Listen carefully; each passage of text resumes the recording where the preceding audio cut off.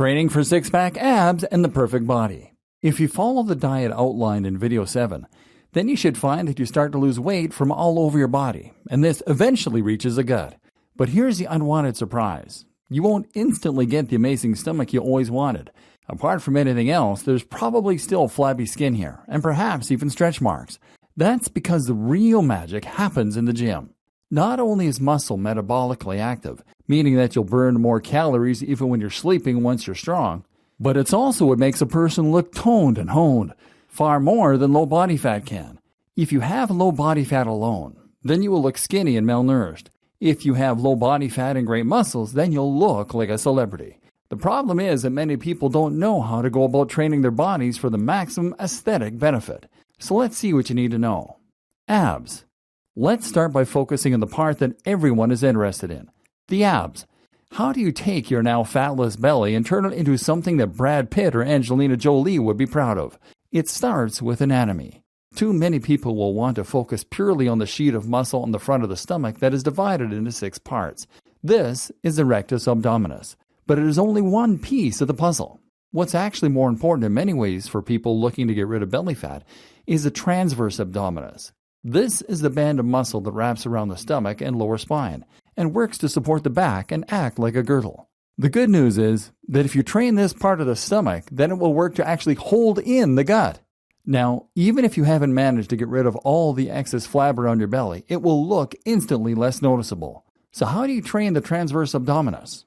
It comes down to anything that involves holding your body in the plank position. So plank is a good one then. Or breathing in and bringing your belly button up to your spine. This is the idea behind stomach vacuums, or what is sometimes lovingly referred to as the cat puke exercise. Essentially, you need to go on all fours and then practice pulling your belly in towards your spine. Hold for 10 seconds, then repeat. Another important part of your midsection are the obliques. These are muscles on either side of the abs which run and point downward toward the center. Getting a great set of obliques is a surefire way to add a lot more detail that results in a much more ripped final impression. To train the obliques, you simply need to perform sit-ups with some kind of twist at the end. That might mean literally twisting backward and forward, or it might mean using a punching bag. All this is not to say that the rectus abdominis isn't important too. It is. And this is what will give you the vaunted six-pack look after all. To train this layer of muscle, it's useful to first have a good idea of how it operates. Essentially, the role of this muscle is to prevent you from snapping backwards and to hold your body upright by tugging against the erector spinae. It's also used when you bend forward, of course. What all this might tell you is that the rectus abdominis is often trained without going through the full range of motion. This is why performing sit-ups over a Bosu ball can be a good way to stretch it out and to challenge the muscle fibers that often get missed. Another powerful tip if you want abs is to try and add resistance to your training.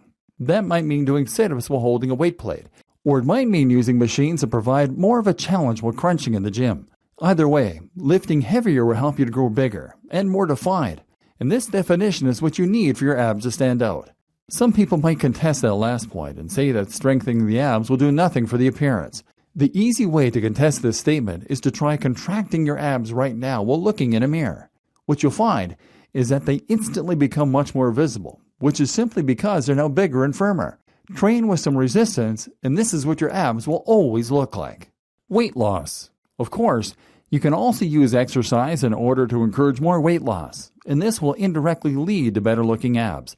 There are plenty of exercise programs that you can use in conjunction with the diet in this video course, but ultimately the right one will depend on your specific goals and your training style. One more rumor that you need to dismiss, though, is the idea that you need sub 10% body fat in order to see abs. I know this rumor to be false, as I'm sitting here at around 15% and you can see my abs. The same goes for an actor such as Chris Evans, Captain America. He is not insanely shredded and probably has a body fat percentage of around 10 to 12%. He still looks amazing, which is thanks to the large, thick muscle that he has built up. But what is the best option for weight loss? One popular choice is to walk.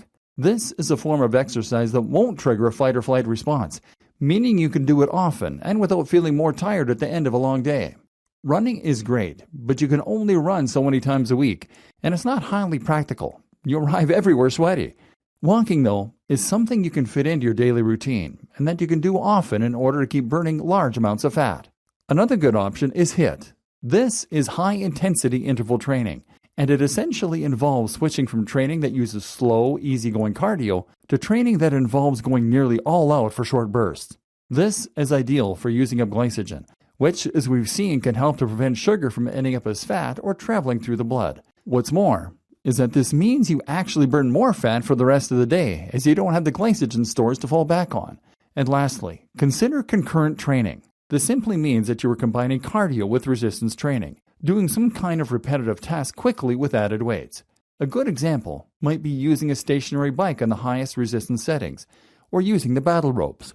This uses a lot more energy than simply doing cardio, and has the added bonus of toning muscle at the same time.